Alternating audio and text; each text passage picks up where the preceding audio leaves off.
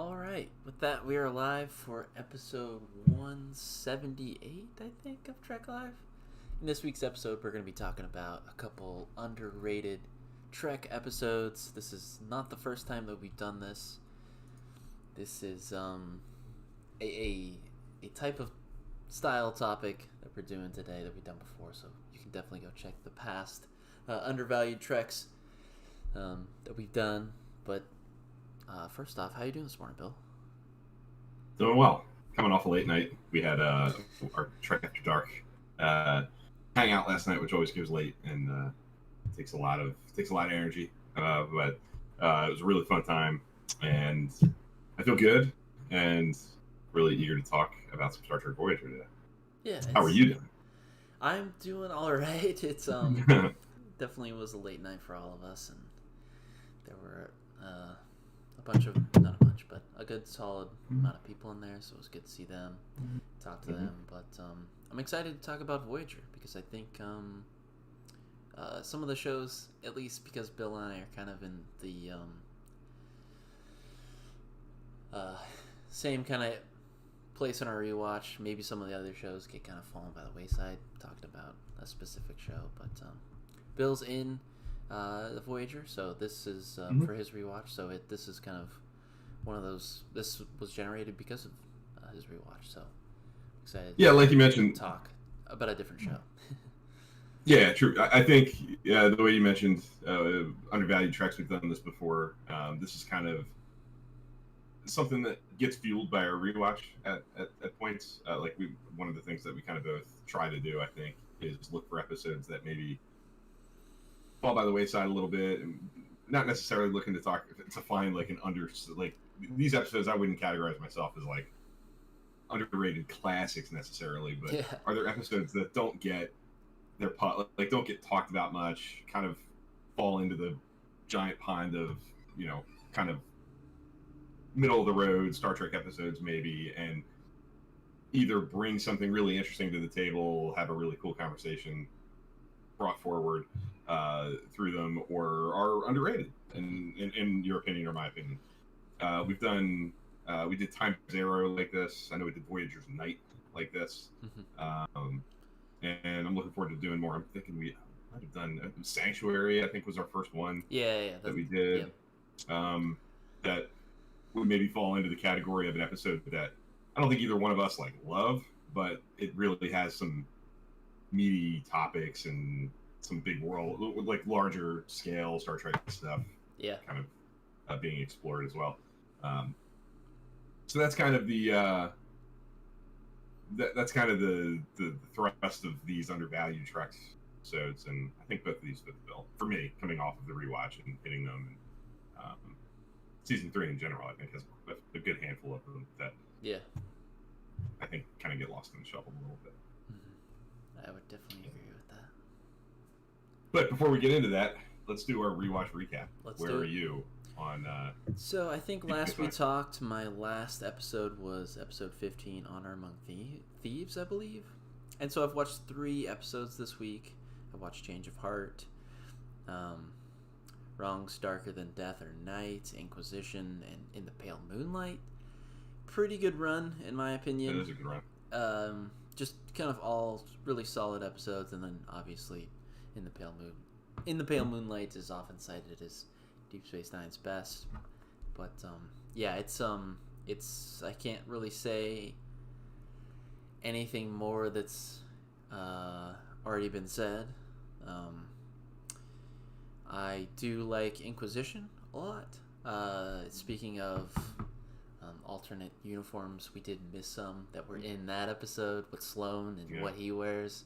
That's really cool. But just a solid run of Deep Space Nine that I'm really, really loving it, and it makes it easier to. That's why I watched 4 this week, is when episodes are solid like that, and just every episode just is, I think, is a solid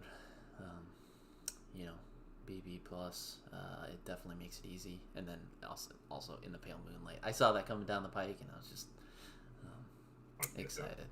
So how about you? Yeah, that's a really good run. I'm the same place. I'm kind of still in no man's land between. I took a couple of weeks off from the standard rewatch that I'm kind of always in the run with.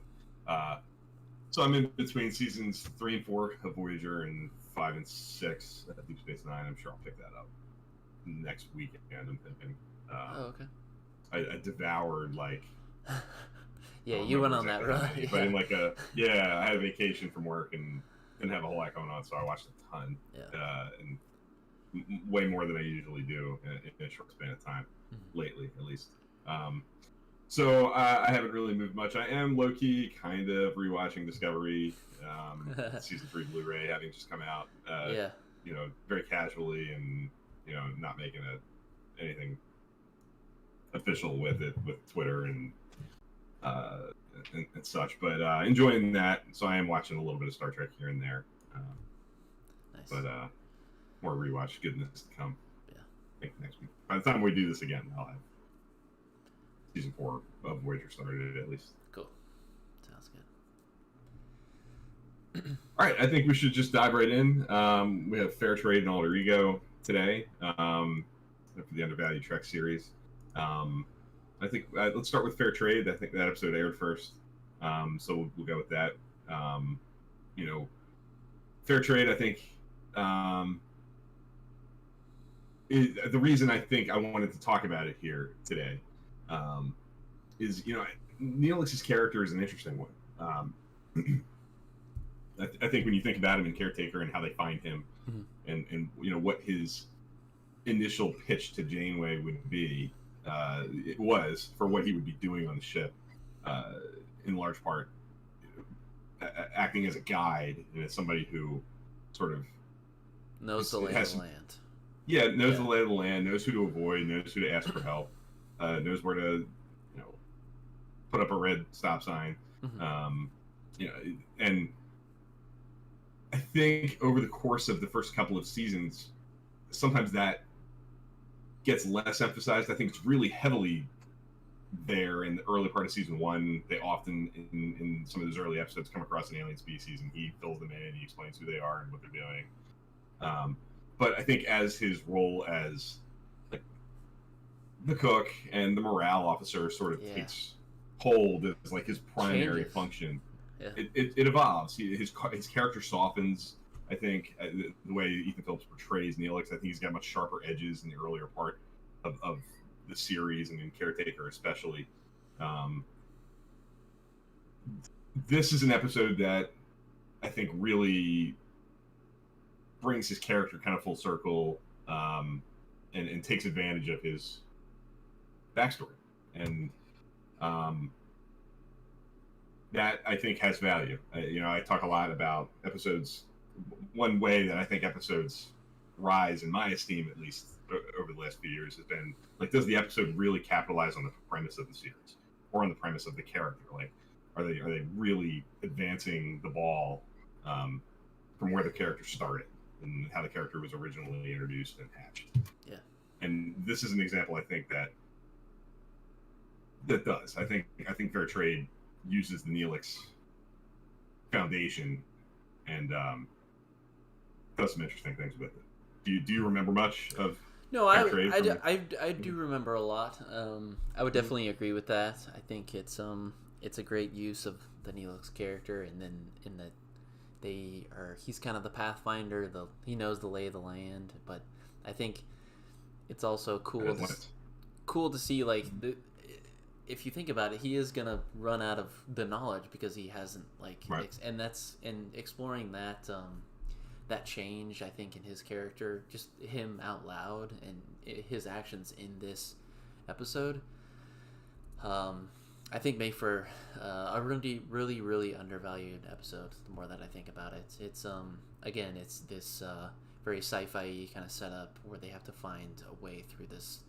I think expanse, and they're trying to find a map and Neelix. Yeah, so and then the other things happen, but we can definitely talk about that as well. But it's I just think that probably the biggest positive from this episode for me is that that development with the Neelix character, because I think the Neelix character is very divisive and maybe Mhm. can get one-dimensional at times in the series, but this for me feels like a good outing for me. Yeah, I think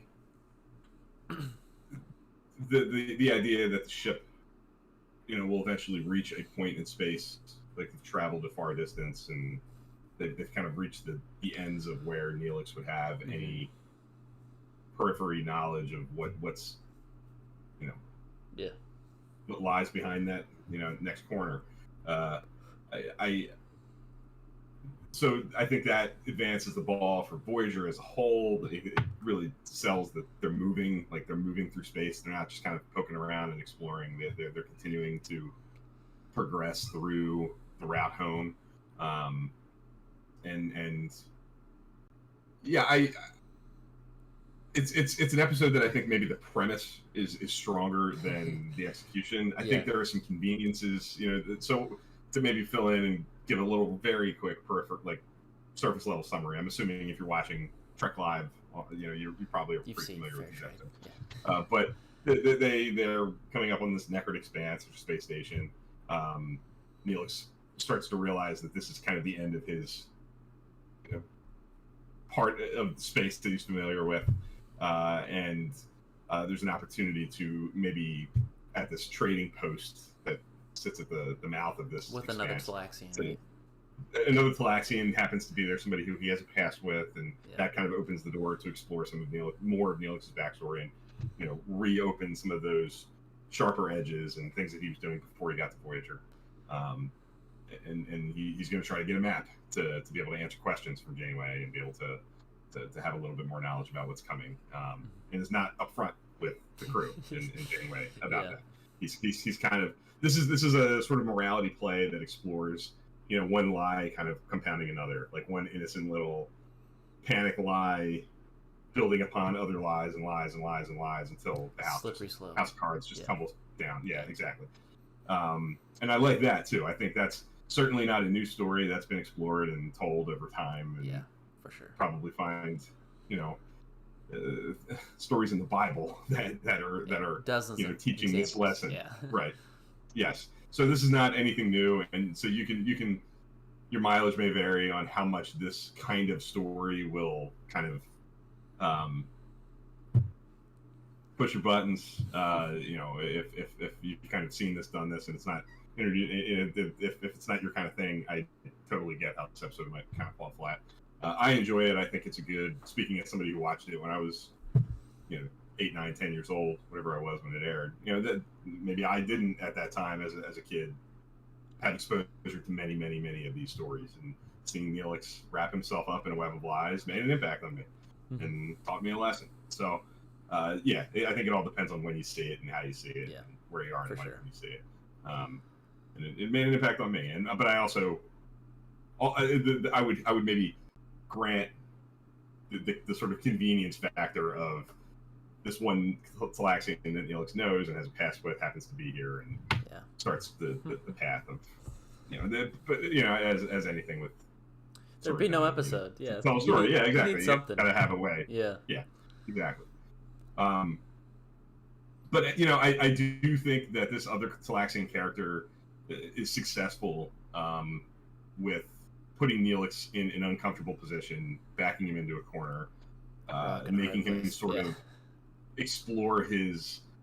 It kind of puts him in a place where he has to choose. He's got these tendencies from his past. Where clearly when we meet him in Voyager, he's a grifter. Like he's a junk dealer. He sells information. He sells miscellaneous junk to get by and to survive day to day. And this kind of even goes further, going back further, and it implies that he was sometimes involved in some pretty illicit, shady stuff, shady business. With Wixavan is his name. This other guy, he's had dealings with him in the past, and some of it wasn't kosher. And it puts him in a position where he has to sort of lean into some of those traits and skills that he learned to be able to acquire a map and to survive on this training outpost to get what he needs. But he also has these new values that have really taken hold from living on Voyager and knowing, what the right thing is through his experiences with Janeway and company. And I like that it puts him in that sort of pressure cooker of having to weigh these two things and seeing him have to process some guilt and about things he's maybe done in the past and ashamed of, and it doesn't want to talk about with Janeway. Like, I think it starts out as an innocent lie about I want to stay useful. I don't want to admit that I don't know anything. Yeah. And then once Wix shows up, I think it becomes about I don't want them to know what I was doing with this guy. Like, there are these things just slowly compound. Yeah, it becomes both things that he just doesn't want to open up about. And I think Ethan Phillips really does a nice job of portraying those emotions and choices and feelings. Yeah, because I think Neelix at this point in the show, he just doesn't want to go back to that old life. But now it's this type of interaction that's been happening. It's just pulling him kind of back into that, and he doesn't want the crew to know, and he also, in my guess, he doesn't want to have to go back to selling junk anymore. Like, I think exactly. he does like the comforts and the values of Voyager. So it's very interesting. Yeah, I think it's Neelix is a guy just like a lot of these characters is a sort of broken person. He's constantly definitely dealing with trauma and loss and grief, and he's lost a lot in his life, and I think that drives his decisions as well. Like, he's experienced losing a family before and starts to feel a little probably unnecessary. I think us as the audience, because we know Janeway and you can maybe make a case. I could go either way on this. Like, you can make a case that Neelix should know too. He's been around Janeway enough, and if we know from watching Janeway that she's not going to throw him off the ship, that he is more valued than that.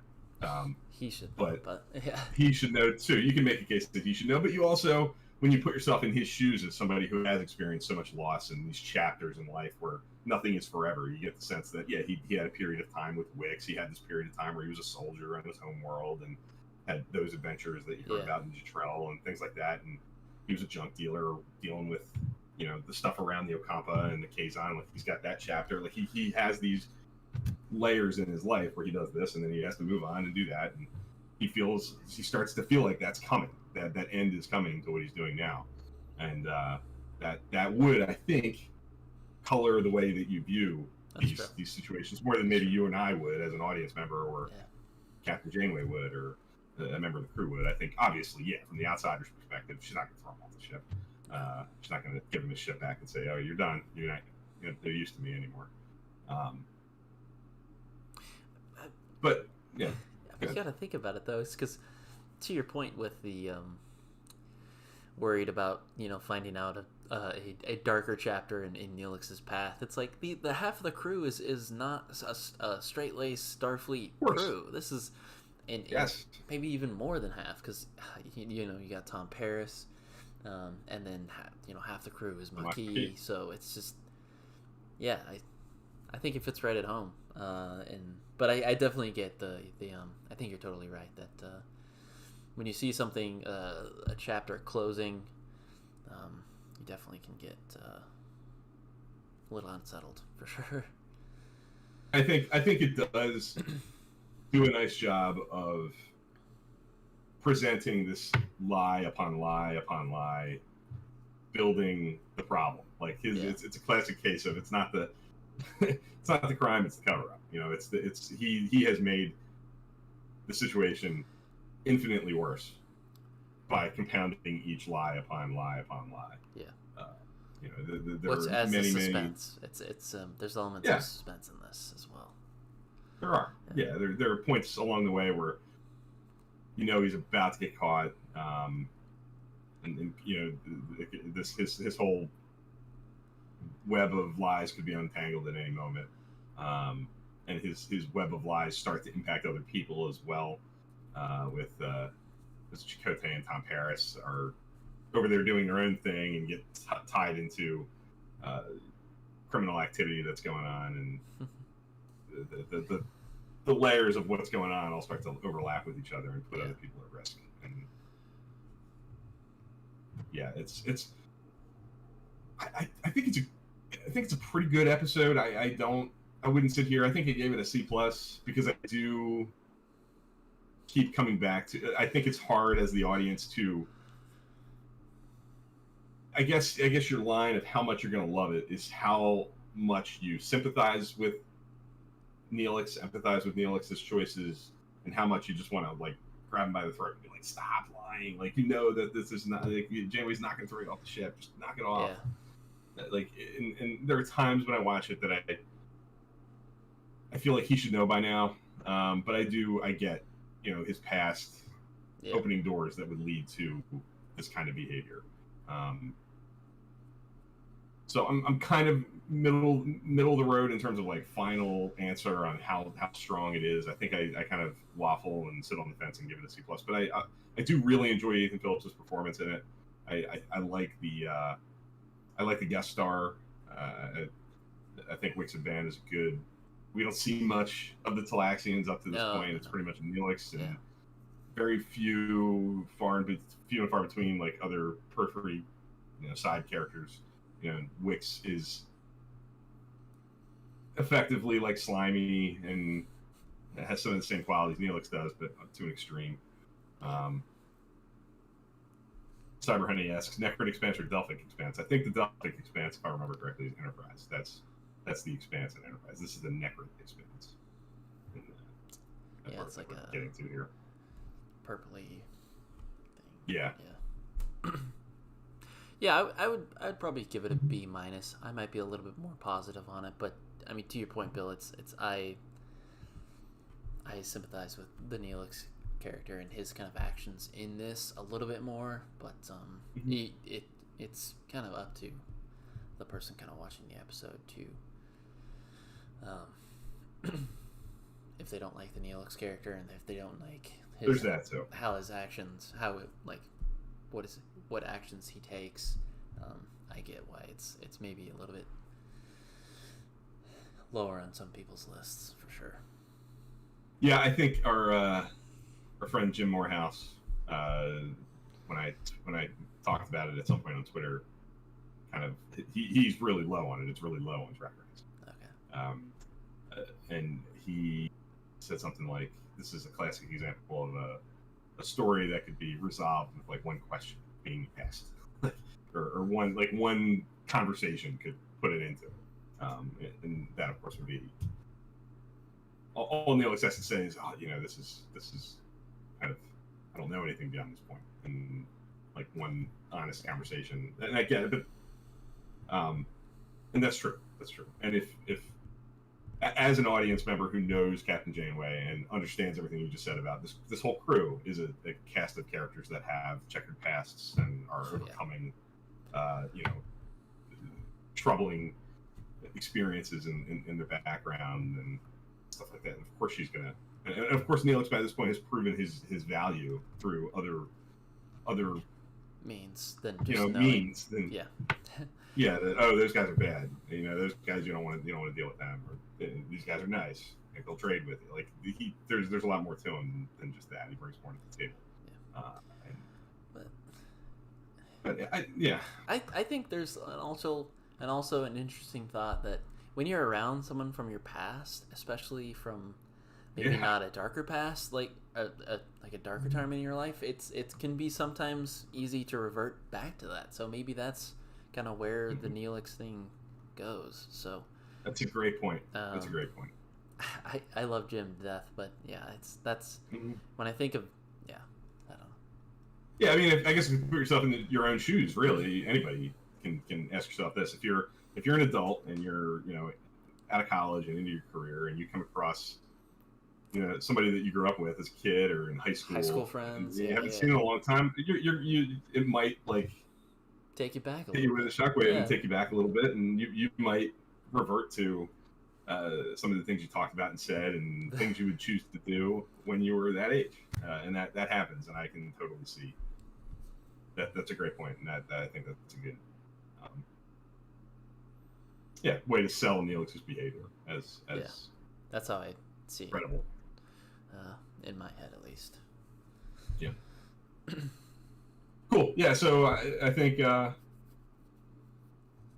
this is kind of a perfect example for what I look for with the Undervalued Treks idea. I'm not looking for like a, and this A is an A, plus, and nobody yeah. ever talks about it. Like that doesn't happen too often. Yeah. I don't think. But this is an episode that doesn't get a lot of attention, but I think has some meat on the bones and makes for some interesting conversation for me, at least. The things that I'm having to talk about and think about.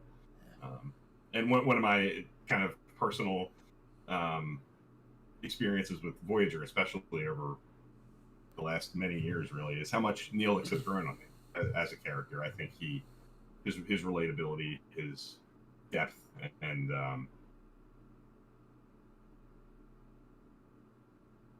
I just find him much more compelling than maybe I did when I was a kid. I think the layers of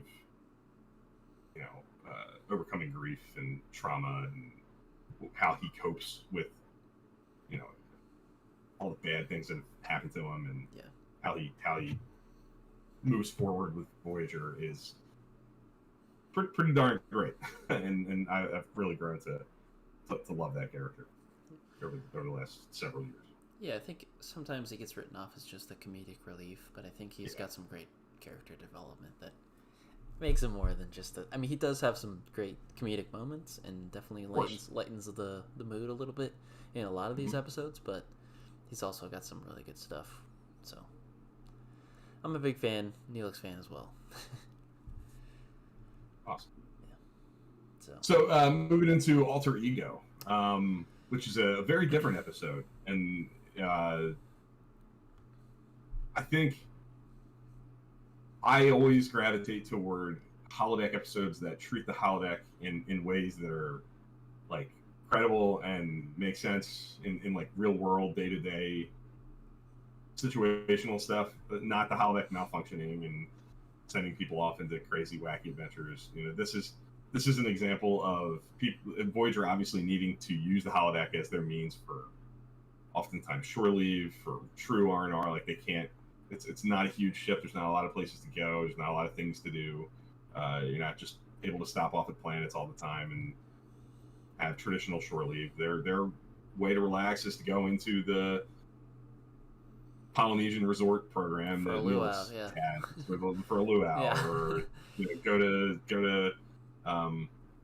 what's the pool bar? What's it called? Yeah. Or whatever the program of the moment is. They kind of have these rotational hangout programs that they use. And Alter Ego presents a scenario where somebody, Harry Kim in this case, gets a little emotionally tied to a holodeck character. And it sounds ridiculous on the surface, but I think it makes sense for people in this kind of scenario and dealing with loneliness and isolation. And I like when Star Trek uses the holodeck to explore these kinds of things that I think are becoming more and more like relatable as technology allows for more non-traditional interactions with people. And it turns out that this person is a person in Alter Ego. This there's more than meets the eye. It's not just a regular holodeck program. Yeah, and it's not it's different because it's not like exploring like holo addiction, which we've seen in Star Trek to this point. So it's just a little bit different of a wrinkle, but I think that wrinkle like fits the premise of the show and everything the show is about, because this is a true deep space mission where they do not have the option to have shore leave or go to Quarks to blow off some steam with darts and a few pints of beer. They like it's tough. So it's this is definitely one of those cases where it's the holodeck just gets the holodeck idea is explored in a different way that we've never seen. So it's really cool to see. So yeah, and it's I think there's an odd pairing of central characters in this episode. It's Harry dealing with realizing that he's kind of fallen for this, who they think at the time is just a holodeck character in the Luau program. And he turns to Tuvok for help with repressing his emotions and wants to embrace some of the Vulcan methodology to knock this stuff off, because he finds that this happens to him too often. He falls too easily. He's too emotional, which I think is cool. I think that's especially given, again, like the isolation and the things that all of these characters are dealing with. I think it's a neat idea to take one of these characters and have this Vulcan, senior officer who, is a high influence in the show, on the ship. That somebody would get curious about, maybe embracing some of these Vulcan emotional suppression practices might help me in this. In this episode, it does stays pretty narrow in terms of why Harry wants to do this, as like he's trying to cope with falling in love with this girl. But I can extrapolate that myself a little bit into, like, this is a guy who's dealing with grief. This is the guy who's most eager to get home. He's the most emotionally invested in finding that wormhole or that anomaly or that new propulsion technology that's going to get us there in these early seasons and all the way through the show. And that's got to take its toll. All these near fails in episodes like Eye of the Needle and False Prophets with the wormhole bouncing and Prime Factors, all these near misses that he is so invested in and so eager to see happen. It's an emotional roller coaster, the ups and downs. Yeah. I think you're right. So, it fits. I think it fits his character that he would get curious about, is there a way for me to numb some of this? And he turns to Tuvok and asks for help with this. And then Tuvok gets curious and wanders into the holodeck and gets roped into this character as well. And it opens all kinds of doors about what is going on with this person. This is not just a traditional holodeck program character. And it turns out it's not. And in another kind of cool twist, they're in this necrotic expanse. It's this sparsely populated, kind of scary region of space, and there's this lonely, female character on like a lone little subspace array station or whatever it is in the middle of this expanse, who is so desperate for attention and so desperate for human interaction and connection and friendship that she latches into the Voyager as Voyager's passing through computer systems and basically catfishes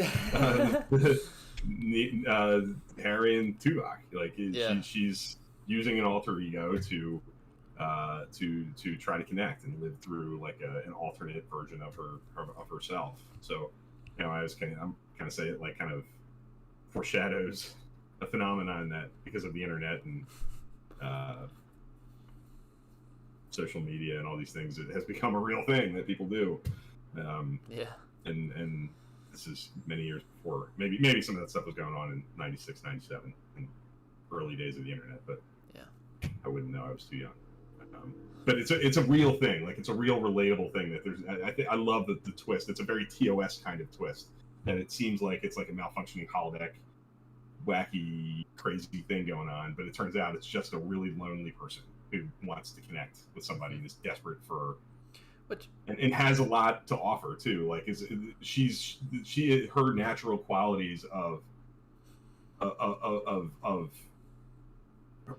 her natural personality and things that are within her are what are drawing Harry and Tuvok in their own ways. Like, she has these traits in her, and those are the things that are kind of latching into these characters. It's sad. I think it's a really kind of mellow episode. There are some really great scenes at the end of the episode when Tuvok goes over there and discovers her, and has those conversations. About having to let go and But I think Harry and Tuvok are similar as well. They're lonely. They obviously have things to offer, but it's just interesting that they all three are pretty similar. They're they've got things to offer. Harry is, I think, kind of perfectly portrayed as more of a younger, more emotional, but yeah. And then Tuvok is like older and more experienced, and so it's I don't know. It's just interesting that I know that the people focus on the catfish idea, but it's also like you can see how it's easy to maybe have that happen because this crew is just so lonely and been so isolated, and even this alien that they interact with has been so isolated, and so I think, yeah, I think it again, it's in keeping with the themes that Voyager, I think, is best situated to explore. The need for connection and finding friendship and dealing with emotional isolation. companionship. Yeah. Yeah. I think Voyager deals with that in a lot of ways through the expanding family of the ship and seeing the crew kind of come together and form the family that they all need. But Alter Ego is really laser focused on the effect of that loneliness and the strong burning desire in all these characters to have these kinds of connections and to find people that they really feel a connection with. And I think it's also interesting, like I said, that Harry and Tuvok are both, they have some similarities in that both of them have families back home that they're kind of, I think, fair to say, desperate to get back to. Tuvok obviously handles it in his own Vulcan way. Yeah. He through an episode like Prime Factors, how eager he is to get back. He's willing to violate Prime Directive to do it if it's put in front of him. He's willing to take the fall for Janeway and sacrifice. And I think that's driven by he's got a wife and kids at home, and he's remember Vulcans. It's a misconception that Vulcans don't have emotions. Vulcans have very strong emotions that are deeply repressed and are sometimes barely repressed, successfully repressed, but it takes a lot to keep them just bubbling under the surface. And so both of these characters, through their own ways of coping, are both lonely and dealing with grief and all those isolating feelings. Yeah. But they both connect to this character in different ways. I think Harry, as the younger, more vibrant, human, connects on the physical level. Like, she's an attractive character. She. I think all those things are what kind of grasp him. Where Tuvok, I think she kind of pivots and becomes much more like Vulcan, intellectual. Yeah. Like the qualities that this character is able to embody are pretty widespread, and it quickly sort of, I think, knows how to hook Harry and knows how to hook Tuvok, because that's what she wants. She wants to hook somebody to have that connection. Yeah. She is malleable in that way. Yeah. Another thing is they it's cool to see the crew rely on each other and go to each other for help and things. Yeah. So, example, I mean, we talked about it. It's Harry goes to Tuvok for help, and that's just a little bit of a. It's not the first time, I'm sure, but it's cool to see the crew turn to each other for help, and I think that's the mark of a good crew that we've seen in all of the Star Treks, is where they are dealing with some, especially a really super sensitive topic like this.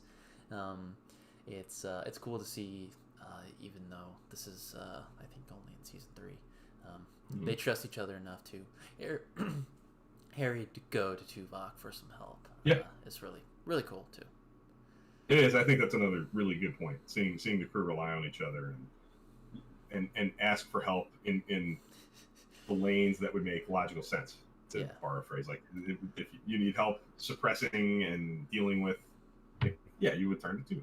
Yeah, because he's the expert. Yeah, he is. Yeah, so. That's a really good point. There's also a little bit sprinkled in here with Tom and B'Elanna. They're having this party in the Luau program, and there are some scenes that show some early flirtation and some early like little baby signs of what's to come with those two characters. I think this is the point in the show where you start to see a little bit of tea leaves getting dropped to chart a course with those two characters. This is maybe the first episode that pops into my mind that does that in an active way. So there's some between that and the continuing the story of the Necron Expanse. There's some little teeny pieces of serialization happening at this point in season 3 that maybe don't get enough pub. Yeah, that's for sure. I'm looking at pictures of them in their luau shirts, which is always cool. Oh yeah. The Big Daddy Surf special. That's fun. Yeah, and there is serialization in Voyager. We're talking about. So yeah, this is, and then another example of many examples of serialization going on with Tom and B'Elanna. So yeah, you're right. I think this might be the episode Bork is introduced in too, and that becomes a yeah. That goes into future episodes as well. Rob is here. How you doing, Rob? Says he loves these episodes. This is Voyager's elementary new data alter ego, and it kind of is. I think it's a really nice spin on using the holodeck in innovative ways. It's not just a typical traditional holodeck disaster. It's it's not different. Yeah. It's not a cross-wiring malfunction. Yeah. Romp, which can be done well. There are episodes that do not, that. I'm not saying that. Just it's nice to see a different wrinkle of the holodeck, especially when Voyager really gets knocked for going back to the holodeck maybe a little bit too much. I have a hard time. I think they use it well. I think they use it well just because we talked about this on the show. Like it's part of the premise of the show because this crew needs that escapism, that ability to go into one of the holodecks and just get away from just the stuff that they're kind of no doubt dealing with. So no doubt, yeah, they need it, and I think they do a nice job of exploring it through that lens. That it's more than just a training vehicle. It's more than just I think each show kind of uses it in their own way. But Voyager, I think, is maybe most successful at using it as like this necessary communal thing. Like they don't just use it for, Commander Riker saying, "If you need me, I'll be in holodeck 5," or whatever he says in that. So, which like more personal use for all kinds of reasons. Like Voyager really does a nice job of putting the crew into situations where they're using it as this is how they blow off steam together. Like they don't have this giant ship where there's places to go hang out. Like they need it to use to have a luau party or to go hang out at the pool hall or to I like the way that they use it as like a communal gathering place, and it really helps drive home the growth of the family and the connection of the crew, which is so core to that show's success, I think. Because it's such a true deep space mission where they don't have the ability to go back for shore leave or anything like that. I mean, they can do shore leave on another planet, but it's not going to be their home planet. They're not going to be able to see their family or anything like that that you would traditionally do on maybe not all, but some shore leaves. Yeah. And so, this is a true deep space mission where I think they do the holodeck is such a great outlet for them to be able to just stay sane and stay level-headed enough to be able to do their job on a day-to-day basis. I think it's I just love how Voyager uses the holodeck. Agreed. Yeah, and Cyber Honey's correct in pointing out like this. Maybe it gets kind of funky here. Like is Alter Ego, if you want to find like the batch of episodes that you would categorize as holodeck episodes, for all these things we're talking about, I think Alter Ego does a really nice job of using the holodeck to do all the things we're talking about with communal gathering and blowing off steam and having these things. But it turns out that it's not just a holodeck. It's not just a holodeck. It's an actual person, and they're using that's their means to connect with the crew. Um, Yeah. So yeah, I mean, without the holodeck, I don't. She really can't do it, I guess. So I guess I would count. I don't know, and the fact that it's not easily definable is probably why I like it So so much. much. Yeah. Yeah, because it's really, I find it to be underratedly unique as an episode. This is the one of the two that I'm higher on for sure. I like Fair Trade for a lot of the things we talked about in the way that it treats Neelix and grows that character, capitalizes on backstory. This is the one that I'm more sold on at this point in my life, at least. There was a time where maybe I preferred Fair Trade, but I think the older I've gotten, and I think time, I think this is a really good example of Star Trek being predictive. I think there are things in this episode that are more common now, and are more everyday occurrences now than they were in 1997 when this episode was made.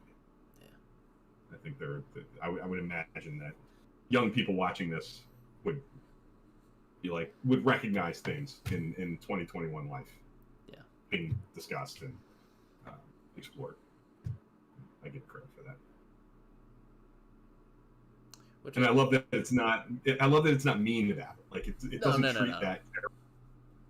It doesn't shame her. It doesn't treat her as a pariah, a villain. There's nothing but bittersweet sadness to discovering her dilemma and who she is and why she's doing what she's doing. She's a tragic character. She's not a villain. She's not a bad person. She's making some questionable decisions and manipulates people, but she's doing it because it's the way she copes and has to survive, and it's sad. I like that gray area. And it is complicated. It is kind of a sad, gloomy resolution. Very sad. So, there's that really great shot of Tuvok beaming out and giving her that last look of there's a cut at the very end of the episode when he's beaming out, and the way Tim Russ plays it is really sticks with me. I can see it in my head, Tuvok's look as he's beaming out. It's good. I think it's really good, and that's the one of the two. I mean, we talked about both, and I'm glad we talked about both. But I'm really hoping that somebody out there, if anybody out there watches Alter Ego this week, because they watched this or saw our topic and they put that episode on somebody's radar, and then that makes hopefully enjoyed it. I think it's an episode that and I hope they enjoy it, because I think it's an undervalued episode of Star Trek, which is why we do this. Why we do it. Yep. Mm-hmm. Cool. Well, I think we'll be doubling back to this. I'm hoping maybe you find one in your run here at the end of Deep Space Nine, maybe an episode that sticks out to you as one that doesn't get quite enough discussion, and maybe in the next few weeks, months, we'll tackle that one as well. I think this is a really cool way to look at some episodes that don't get the spotlight as often, and I hope we continue to find little gems like this to give them a moment. It's one of my favorite things about doing this is changing my perspective, or looking at an episode that I've seen maybe 2 or 3 times in a different light. I just anytime we can do that, it's always fun. So yeah, I'm definitely going to keep my eye out for more episodes that would be considered undervalued.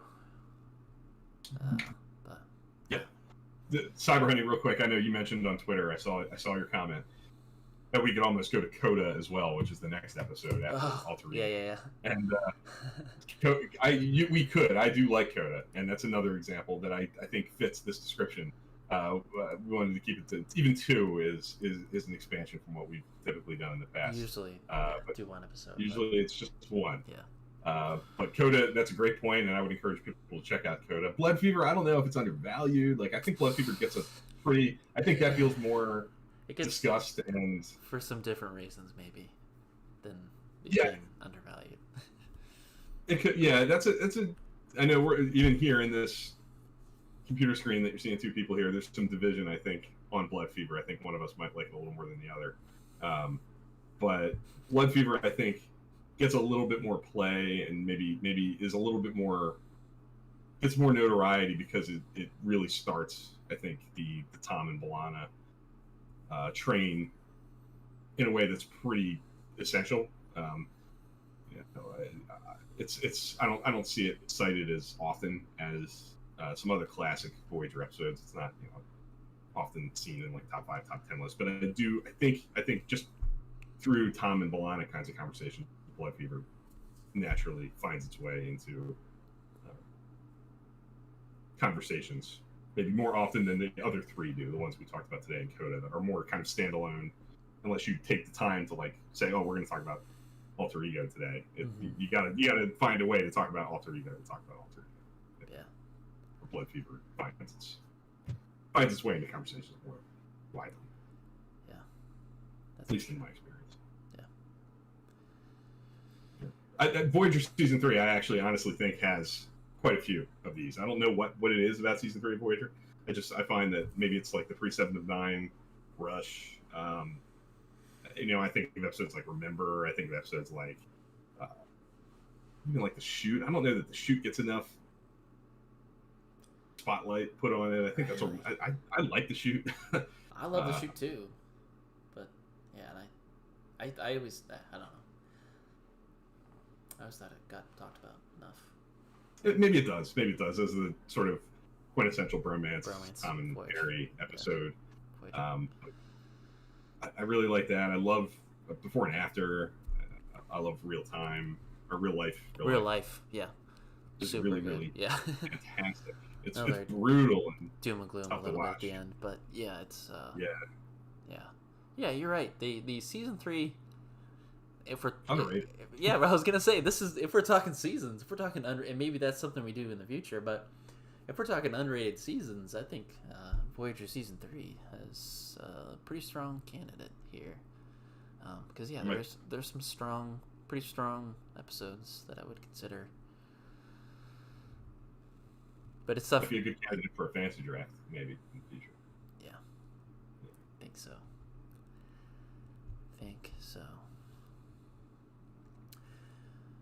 Cool. All right. Well, it felt good to talk about Star Trek Voyager today. It did. Yes. It's been a while since we've been Voyager centric, I think, and it felt good to do it coming off of watching season 3 and having it really fresh in mind. And I'm excited to keep going because I feel like Voyager's really firing on all cylinders at this point for me, in my rewatch at least. I'm really enjoying the heck out of it. Yeah. I love that show, and I'm so happy it's kind of having a renaissance, and people are loving the heck out of it. With to get current of any, you know, Tom Paris is coming back on Star Trek Lower Decks in a cameo on a plate. You know, like there's a lot of cool stuff happening. Kate Mulgrew as Janeway coming back in Prodigy. Voyager feels like it's really Jerry Ryan's and having its moment. Yep. Yeah. True. I think I cannot emphasize enough, and I know I've sung the song to you. The Delta Flyers podcast with Robbie McNeil and Garrett Wong is essential. Awesome perspective on a show that's so different than what you're going to get from two dudes like you and me sitting here talking about it. It's just such a different flavor, and it's kind of spoiled me and my podcast taste. So good. there's a lot of good Voyager stuff happening out there. It's well deserved. I love the heck out of that show. Yeah. I think that will about do it. You guys know the drill. The discussion does not stop here. If there's an underrated episode that you would like to see us maybe talk about, or you have an idea, or you have some examples that maybe from your rewatch or an episode you just watched, I know the Coda and the Blood Fever was a great mention. Love to hear that. Yeah. So Twitter and Discord are probably the best place to keep the discussion going. We'll be back next week to talk about more Star Trek, but I want to thank everybody in chat for coming and along with us in this great discussion. We'll see you guys next week. Take care, everybody.